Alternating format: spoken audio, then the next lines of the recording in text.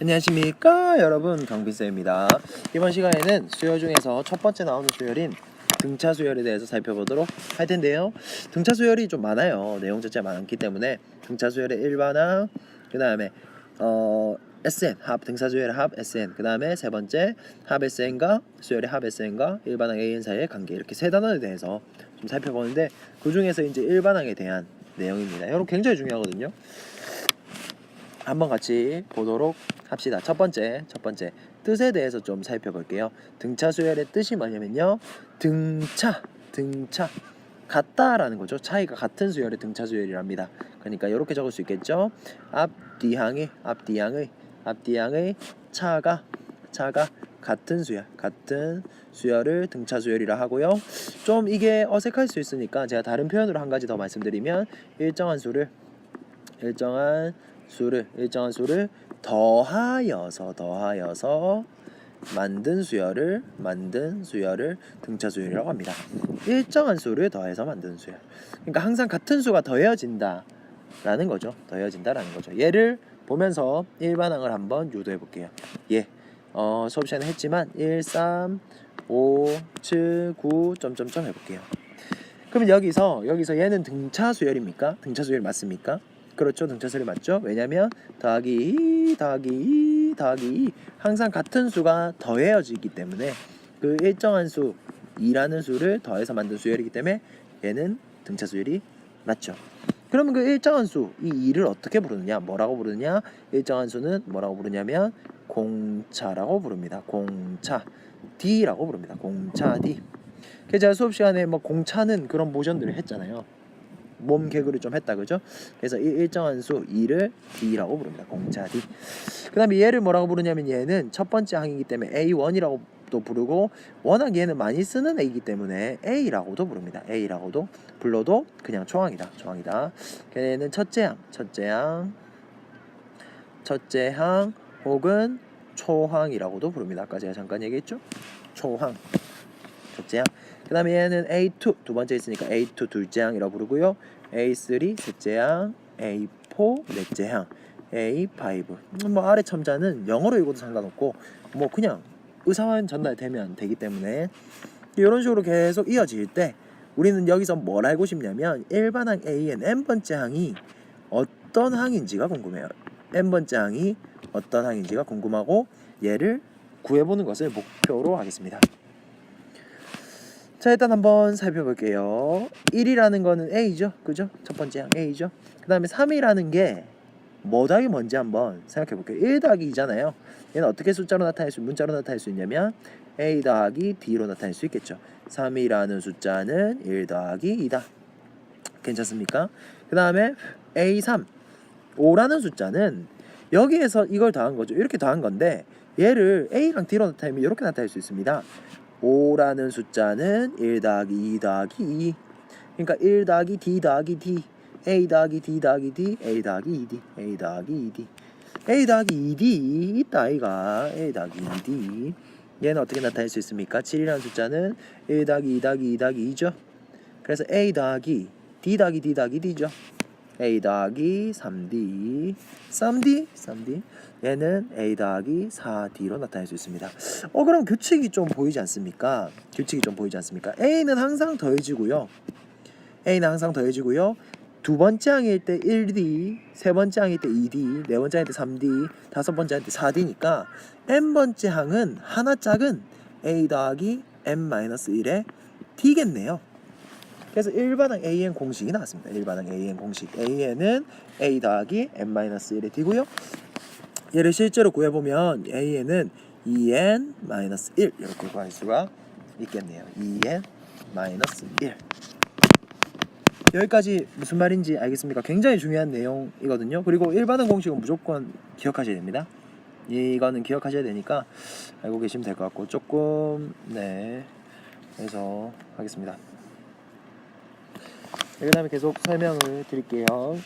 2번 등차 수열의 일반항. 아까 말씀드렸지만 등차 수열 정리해서 적으면, 등차 수열의 일반항 AN은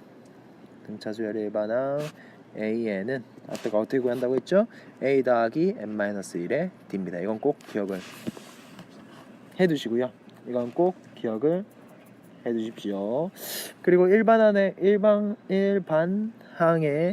장점이 있는데, 장점이 뭐냐면 모든 항을 다 구할 수 있어요. AN만 구하면 n에다가 1 집어넣고 2 집어넣고 3 집어넣고 하면 다 구할 수 있으니까 그것도 알고 계시길 바랍니다. 예를 하나 볼게요.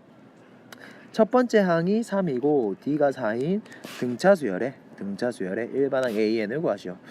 뭐 쉽죠. 공식 그대로 나타내면 되잖아요.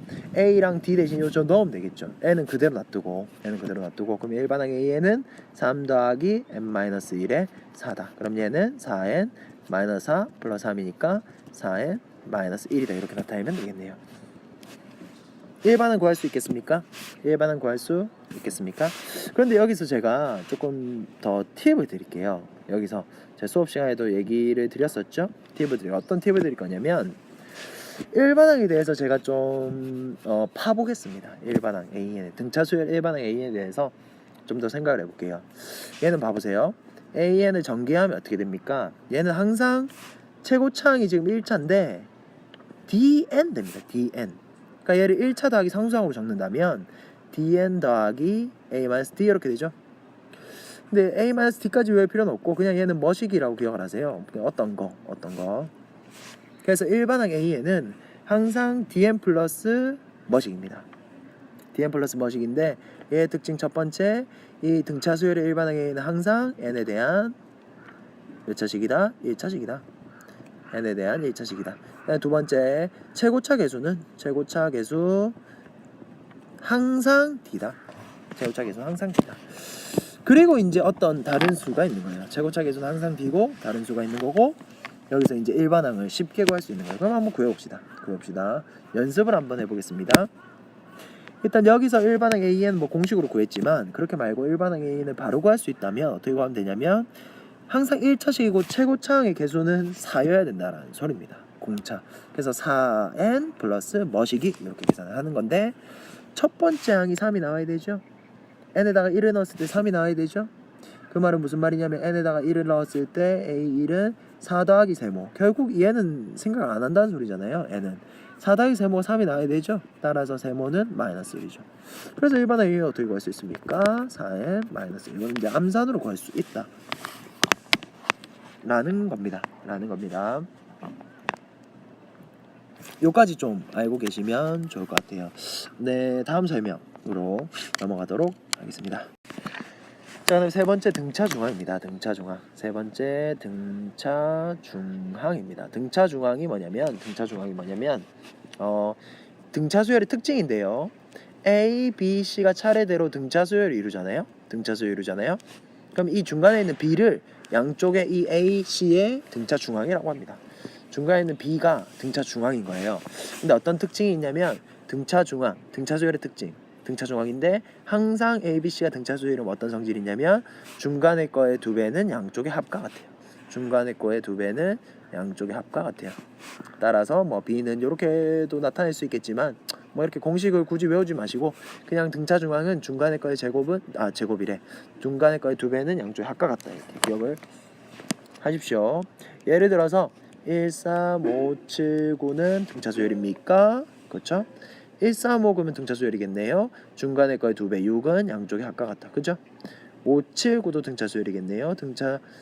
중항 7의 2배는 14는 양쪽의 합과 맞죠? 그 다음에 1, 5, 9도 등차수열이죠. 공차가 4인 등차수열이죠. 그럼 중간에 거의 2배 10은 양쪽의 합과 같다. 만족하죠? 그래서 등차중항은 알고 계세요. A, B, C가 등차수를 이룬다, 세수가 등차수를 이룬다, 이건 무조건입니다. 무조건. 중간에 거의 2배는 양쪽의 합과 같다. 따라서요. 중간에 거의 2배는 양쪽의 합과 같다. 이렇게 알고 계시고요. 조화수열 하나 볼게요. 보고 갈게요. 조화수열입니다. 조화수열의 정의는 이렇게 적어갈게요. 얘는 정의 자체로 풀어야 되는 문제이기 때문에 이렇게 적어갈게요. 역수가 등차수열. 조화수열의 정의는 역수가 등차수열인 수열입니다. 정의는 역수가 등차수열인 수열입니다. 그러니까 예를 들어서 어떤 게 있냐면 1분의 1, 3분의 1, 5분의 1, 7분의 1이라는 수 자체는 등차도 아니고 등비도 아닙니다. 근데 얘는 어떤 규칙이 있냐면 어떤 수열의 규칙이 있냐면 얘네들이 역수치했을 때 1, 3, 5, 7 역수치했을 때 걔네들은 등차 수열이 된다라는 거죠. 그래서 사실 이 조화 수열의 일반항 AN은 등차 수열의 일반항 AN분의 등차의 일반항 분의 1이에요. 일반항 분의 1이 공식이고요. 뭐 굳이 공식으로 적는다면 뒤집었을 때의 초항과 공차를 구할 수 있겠죠. a 플러스 n-1의 n-1의 d분의 1 뭐 이런 식으로 적을 수 있습니다. 여기까지 무슨 말인지 알겠습니까? 밖에서 하고 있는데 이제 춥네요. 그다음에 5번 조화 중앙인데 얘도 마찬가지입니다. 아까 제가 말씀드렸던 것처럼 등차 수열의 성질이 등차 중앙인 것처럼 조화 수열의 성질이 조화 중앙인데 A, B, C가 조화 수열을 이룬다면 중간에 거가 양쪽에 조화 중앙이 되는 거고요. 얘는 공식이 있긴 한데 전 공식 외우는 거는 별로 추천해드리지 않고 이렇게 푸세요. A, B, C가 조화 수열을 이룬다고요? 그럼 정의에 의해서 A분의 1, B분의 C분의 1이 등차 수열을 이룬다. 얘가 등차 수열을 이룬다 라는 거를 거로 푸세요. 등차 수열은 어떻게 합니까? 중간에 거의 2배는 양쪽 합과 같죠? 그래서 등차 중앙을 적용한 거예요. 중간에 거의 2배는 양쪽의 합과 같다. 중간에 거의 2배는 AC분의 A 플러스 C. 따라서 등차 중앙인 B는 뒤집고 2 곱해주면 되죠? 뒤집고 2 곱해주면 2A 플러스 C분의 AC 이런 공식이 있는데 뭐 얘도 공식을 기억하지 않았듯이 등차 중앙도 조화 중앙도 공식은 기억하지 마시고 제가 좀 잘못 적었죠? 2가 여기 있으면 안 되고 위에 있어야 됩니다.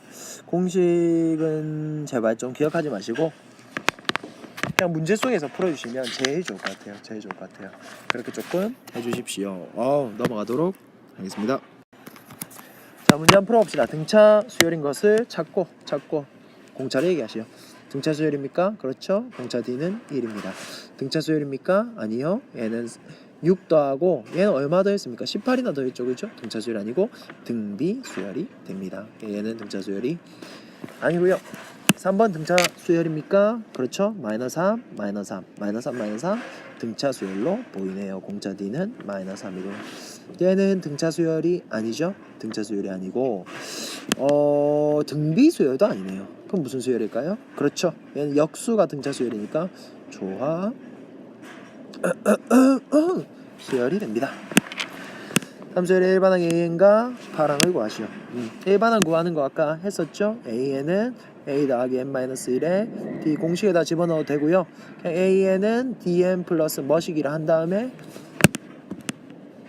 푸시면 될 것 같습니다. 첫째 항이 1이고 공차가 6이다. 1번 AN 어떻게 구합니까? 6n 마이너스 5.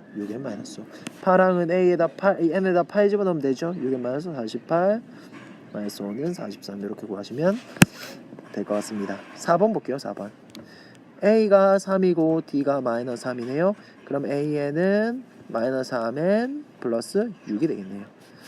그래야 첫 번째 항이 3이 나오니까요. A8 구해봅시다. A8은 마이너스 24 플러스 6은 마이너스 18 이렇게 구해주시면 됩니다. 문제 4번 봅시다. 첫째 항이죠. 공차 항은 160만 구하시오. 몇 항인지 구하시오. 몇 항인지 구해라면 AN이 160이랑 이퀄이다. 이렇게 일반항으로 식을 세워주시면 됩니다. 일반항으로. 좀 문제 계산이 좀 복잡하긴 한데 이게 분수로 나와서. 근데 얘들이 있으면 일반항 AN 구할 수 있겠죠. 걔가 160이다 하면 문자 하나씩 하나 나오겠죠. 한번 풀어보시고요. 넘어가도록 하겠습니다. 자, 예제 1번 이제 중요한 문제 나왔네요. 이런 문제들을 잘 푸셔야 되는데 등차수열 일반항 AN을 구하시오. AN 구하려면 뭐 구해야 됩니까? A랑 D 구해야 되죠. 모르는 문자 몇 개입니까? 2개죠. 그러면 식이 몇 개 필요합니까? 그렇죠. 2개 필요하죠. 식 하나, 식 2개. 문제 풀었네요. 이렇게 보시면 될 것 같아요. 무슨 소리냐면 A3이 10이라고요. 근데 A3이라는 건 뭐냐면 A 더하기 몇 D입니까? 몇 D? 1이죠. 얘가 12. 그 다음에 10번째 항이 마이너스 9인데 A 더하기에는 9D죠. 얘가 마이너스 9다. 이렇게 식을 세워주시면 되겠네요. 연립하면 AD 나오잖아요. AA 없어지고 마이너스 7D는 21, D는 마이너스 3 이렇게. D가 마이너스 3이니까 A는 얼마 나옵니까? 18 나옵니까? 18 나옵니까? 조금 잘못된 것 같은데요? 마이너스 7D는 21, D는 마이너스 4입니다. 마이너스 3, 마이너스 3. 맞네요. 예, 이렇게 구하시면 되겠네요. 그럼 일반항 A에는 마이너스 3n 더하기 21에야 더했을 때 18이 나오겠죠? 자, 얘도 마찬가지입니다. 일반항 AN 구하려면 모르는 문자 AD 구해야 되고요. 첫째 항이랑 공차 A2는 A 더하기 D인데 얘는 마이너스 14C가 나. 그 다음에 A10은 A 더하기 9 D인데 얘가 10. 식 2개. 그럼 얘 연립해가지고 AD 구하겠죠? AD 구하면 일반을 구할 수 있겠습니까? 해보십시오. 넘어가도록 하겠습니다. 등차 수열이 되도록 빈칸에 알맞은 수를 써넣으래요. 원래 더하기 D 더하기 D 더하기 D 더하기 D 됐을 건데 띄엄띄엄 나와있으니까 제가 이렇게 할게요. 이렇게 하겠습니다. 다른 색깔로 3이랑 11 두 칸 띄어넣은 게 얼마입니까? 8이죠? 그럼 한 칸 띄어넣은 거 4겠네요. 두 칸 띄어넣은 게 8이죠? 한 칸 띄어넣은 건 4겠네요. 7, 15 이렇게 적으면 되겠고요. 얘도 마찬가지 방법으로 해주시면 됩니다. 그 다음에 또 중요한 문제 나왔네요. 이건 등비에서도 꼭 나오는 문제입니다. 두 수 마이너스 4와 12 사이에 세 수를 넣어서 이렇게 뭐 어떤 수를 사이에 넣는다잖아요. 등차수 이룬다잖아요. 세수 구하라잖아요. 적으세요. 마이너스 4와 12 사이에 세 개의 숫자를 넣는다. 그때 어떻게 푸냐면 내가 A1이야. 그럼 넌 뭐니? 식 세워주시면 됩니다. 그러니까 지금 여기서 세수 구하려면 D 알아야 되거든요. A는 알고 있으니까. 그렇게 해서 식을 세우려면 문자를 둬서 이제 식을 세워야 되는데 마이너스 4와 12 사이에 세수를 넣었으니까 요까지 4개죠. 4개. 그럼 얘는 몇 번째 항입니까? 5번째 항이겠죠? 근데 사실 3개 넣으면 항상 더하기 2 5개입니다. n개 넣으면 n 플러스 2개입니다. 이런 거 좀 알고 계시면 좋을 것 같아요. 식 세울게요. A1은 마이너스 4, A5는 A 더하기 4D인데 얘는 12네요. 얘 넘기면 4D는 마이너스 4니까 넘기면은 플러스 4가 되겠죠? 16D는 4네요. D가 4니까 마이너스 4 사이에 세 숫자 0, 4, 8 이렇게 구할 수 있겠네요. 등차수열의 일반은 좀 무슨 말인지 알겠습니까? 문제집은 한번 개인적으로 해보시고요. 모르는 거 있으면 질문하시고 하시면 될 것 같아요. 아니면 다시 보셔도 되고요. 네, 수고하셨습니다.